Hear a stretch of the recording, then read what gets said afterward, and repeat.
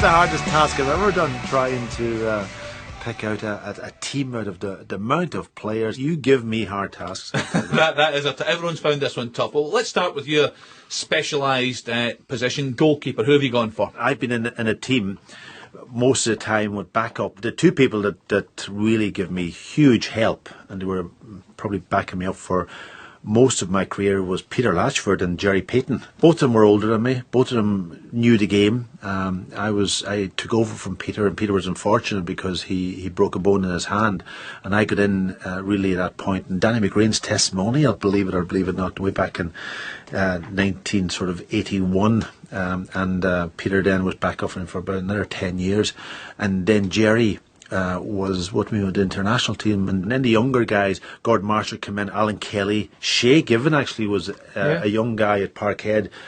Lou McCarry freed him, but he came into the international setup under Mick McCarthy just at the end of my career, and then would you believe Alan Ruff was with me also for a while. When I was injured back in 1987-88, they brought Alan Ruff in, and he was around for about a year. I must say I'll go for Gerry Peyton. Okay, let's work away across the back four. The first player right back I've gone for is Danny McGrain. Yeah. I think there was, if you were writing out the list over the last 20 years, you would just stick Danny straight in there, because when I came there as a young man, he had a few injuries. He was coming back from his injuries, but he was in the team then for the next 3 or 4 years. And what made him such a special player, Pat? I think just his presence. His ability on the ball was second to none. If you talk to Charlie Nicholas and you talk to especially Charlie will talk to you about the way that Danny told him how to play his position. And his position was up front. His runs that he would make, where he would drop the ball into him. Danny demanded the ball off you. I played in a charity match not too long ago, and I think it was either Tommy's charity match or something very close to it. And Danny, at his age, played, and he was still demanding the ball off me. Before we went out, he said, "Don't give me the ball." See, when he walked on that pitch, he was just demanding the ball, and he could still do that. He could shape the ball, he could bend it up the line, and of course then he could tackle. Hard. Oh, the one that probably gave him the hard time was Peter Weir. He'd probably tell you that, because Peter used to run at him, and the two of them used to clash. Maybe get away with things that he might not get away with now, and land a few people like Davy Cooper and that. Got to rest him out onto the trackside. But he had that just influence. And the other thing that Danny used to do afterwards, he would sit down and talk to you about the game. We used to go into town afterwards, and Danny would go in for a couple of lemonades, let's say, yes. After the game, and he would sit you down, and he would tell you how you did and what you should be doing. Even in training, we used to go up to Helen Vale and play a lot of five-a-sides and that, and Danny would just make a real demand on you all the time. So the central defensive partnership. Yeah, this is a difficult one. This is a difficult one because we're such good players. If I look at the international setup, there's a couple of players. Dave O'Leary, for example, was a magnificent player with Arsenal at the time, and I haven't put Dave into my team because he had sort of fallen out with Jack for a wee period and wasn't around for a couple of years, and I didn't play a huge amount with him. But from an Irish context and being around, he was a fantastic player. Mark Lawrenson, for example. Mark Lawrenson played in that team and scored against Scotland in 1987 when we beat you 1-0. Here in Hampden. Lucky. To help us qualify for the European Championships in 88. And Mark scored. He played in the middle of the pitch actually, but he was a central defender, and he was probably a central defender similar to Hansen, and could have probably, if you looked at the typical centre half nowadays, Mark would be the one that you would pick out who actually could play. He kind of stole the ball off you. He didn't go and challenge you too much, but he kind of stole and read the game really well. But the two that sort of played with me that during the good times under Jack was Mick McCarthy and Kevin Moran. And they were two typical centre halves. Put their head in there, hard, come off the pitch with a few cuts and bruises and that, but won the game. That was their motto. And Mick, of course, came up to from Man City up here to Celtic and was here for 2 or 3 years. And I've put Mick into the team because of that, because he covers the international thing and he covers the club team. And for me, that type of centre half, I loved playing with, because I knew what I was going to get. The ball came in, you knew that Mick Kevin to a degree would go and head that ball. If it came any further, I would come and take the cross and so on. But and we didn't build the game up that much with the Irish team. In fact, I think Jack made the statement, he said, don't be giving it to either of them because they can't play. So play it along. But certainly Mick goes in there because of his qualities too of being a winner. Mick was a talker, a shouter, an organiser. He organised things away in front. And I was an organiser myself. I liked talking and shouting. And I would say to Mick, I says, get that midfielder. And he would do the shouting for me further up the pitch. And I would do the shouting at the back. How would he do now in the modern game? 'Cause he'd do anything to win that ball, wouldn't he? Absolutely, and I don't think Michael admitted now he probably might not be able to play, or he would have to adapt his game in the modern game because he wouldn't be able to get away with some of the things he did. I remember him playing against the great Dutch team when we played him in '88 European Championship, and every ball that was coming in, he was getting up there and he was heading it straight back out over the top of people.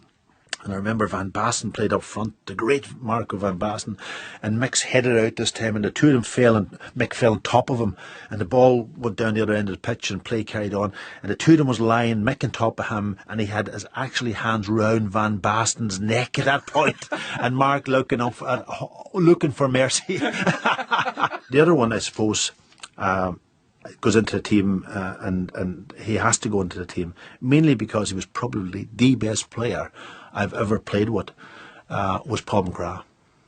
Yeah. Paul McGrath, Manchester United, went on to play with Aston Villa. Paul, his game against Italy out in 1994 in the World Cup, people still talk about it and the way that he was fantastic in that day. But Paul was not a talker, a very quiet man, really, really fit. In fact, he didn't train that much. I think I remember reading that. Yeah, he hardly ever trained. He didn't train that much because he had problems with his knees, so he was in the gym and he did his training and that, but he could walk out on the pitch, he read the game, he headed the ball. When he climbed to go and head a ball, he was up about 2 seconds before anybody else, and he used that big body of his over the top, and nobody could jump and get near him, and he just, his reading of the game and his tackles, and he could play a bit too. Two big centre halves suited me as a goalkeeper too, because I want people to stop the ball getting near me. Yeah, of course. And your left back? Left back was interesting, because I'm looking at it internationally.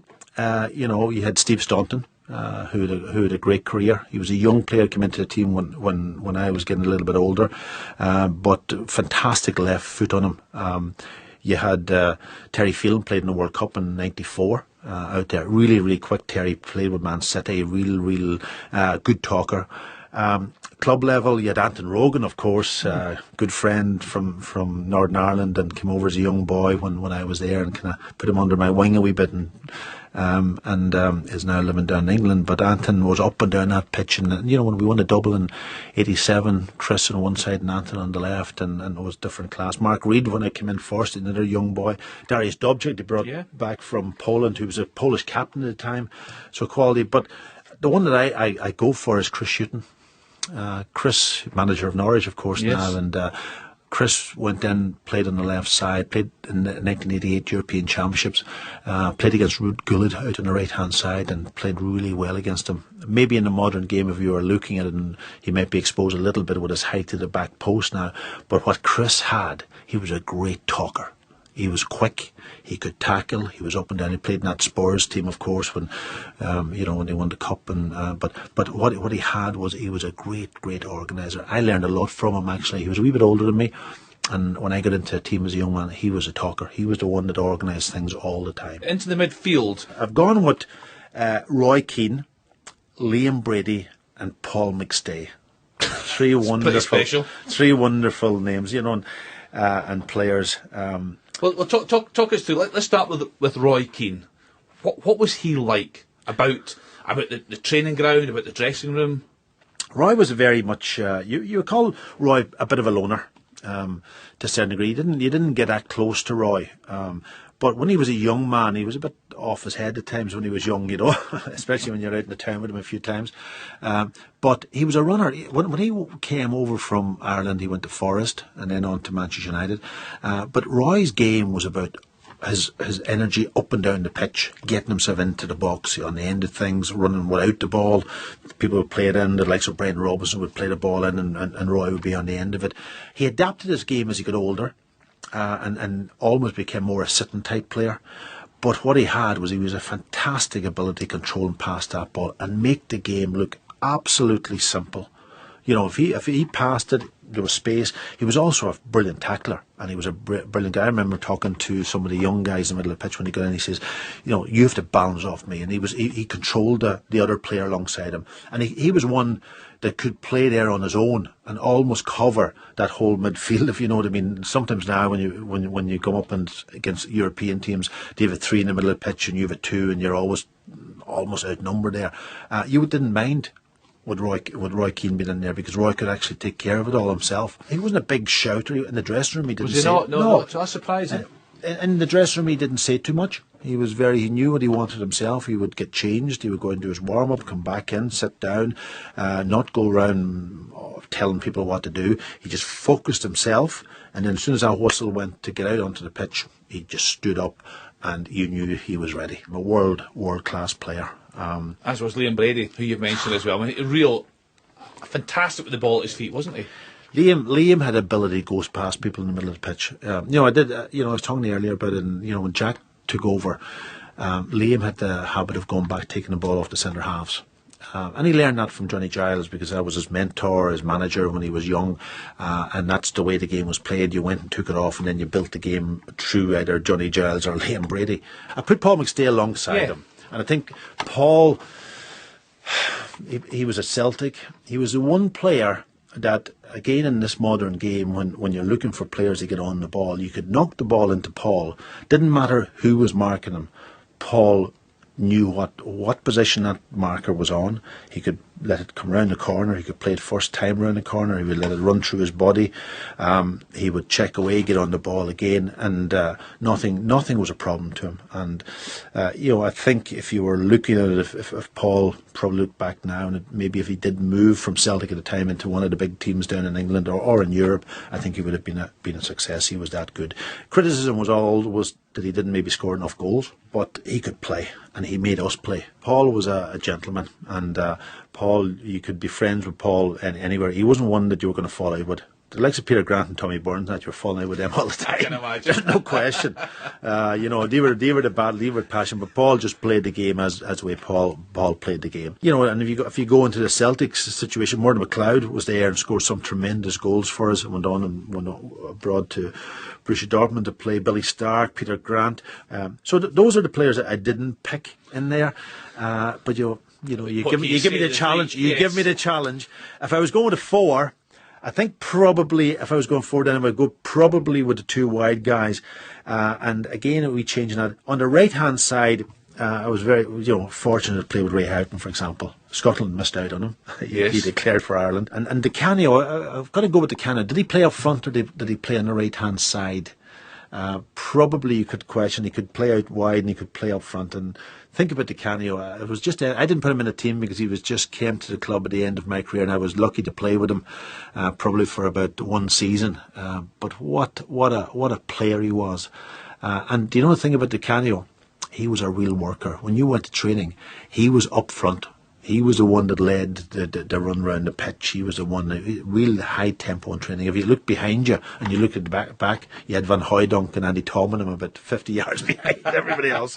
But he was the one. But he was emotional and he was passionate, volatile. But I loved that. But I haven't put them in. The one that I went with on the right hand side was Davy Provan. And Davy, when I came to the club, Davy, about a year later, I think they signed Davy and Murdo McLeod. And Davy had fantastic ability. He had ability to go up and beat players, and had great crosses into the box. And the crosses that came into the box from Davy was always quality. So I put him into the team on the right hand side. If you're going with the 4, but if we go with the 4, if we go with the 4-3-3, then is that what you? No. With 3 in the middle of the pitch, one with Davy as a winger, and on the left hand side, I've put another winger, because you can get away with that when you have 3 in the middle of the pitch. Right. And I've put Tony Galvin in. Now, people may not remember Tony too much. Tony played with Spurs. Played out on the left-hand side, but again, a fantastic crosser of the ball. And Tommy Burns, of course. our great friend Tommy, wonderful, didn't stay out in the left too much, and this was the argument that Big Billy used to have with him all the time. What were these arguments like? Yeah, unbelievable. He says, Tommy, stay in your position. Don't be running. Tommy would get a ball and he'd run right across the pitch with it and try. But he'd stay in your position. And the funny thing about it, when Tommy became the manager and coach, that was one of his mantras, was to all the players, stay in your position, we can pass the ball. But when he was a player, he wanted to run across the pitch.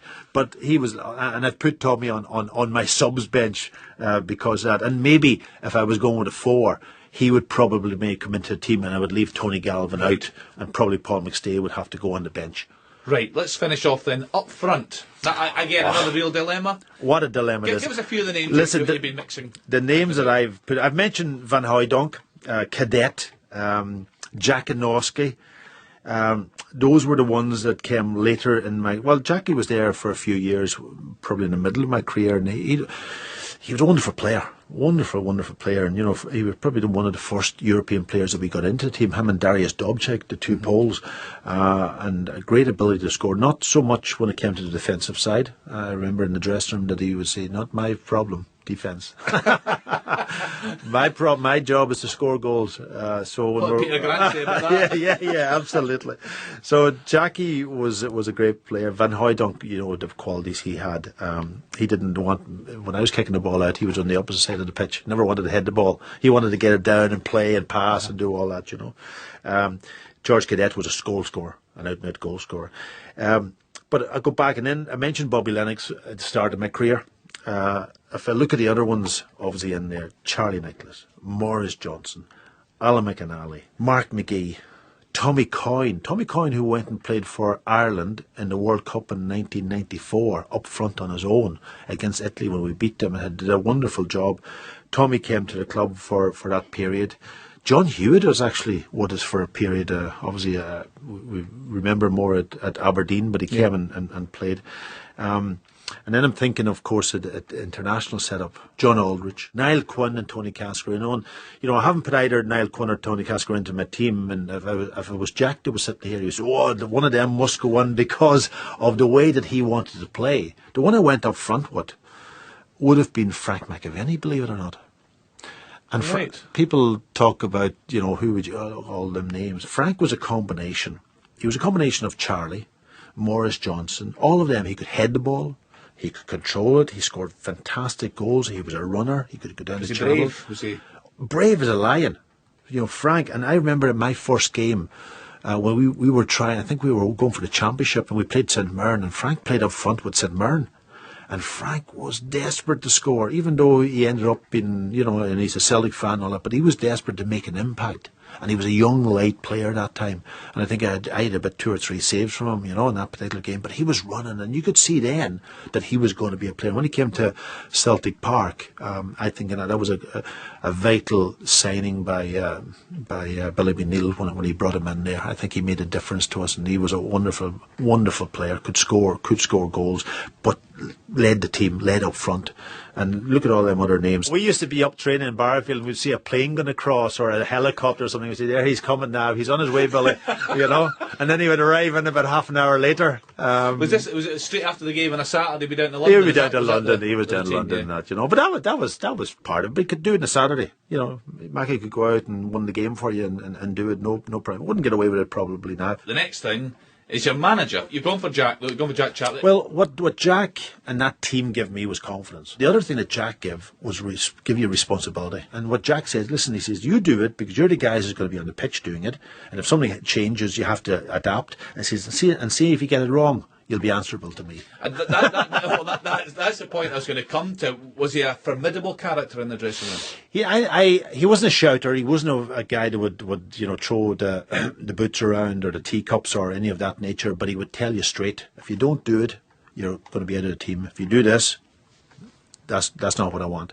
So, and he made the game very simple. But he treated you as an adult, and he treated you as an international player. I don't know what he was like at club level. I don't know. Maybe other people have got other stories about it. He wasn't. I wouldn't put him down as a coach. I put him down as a man manager. But he was a brilliant manager, and he had a great ability off the pitch to be almost talk to you about other things, not just about football.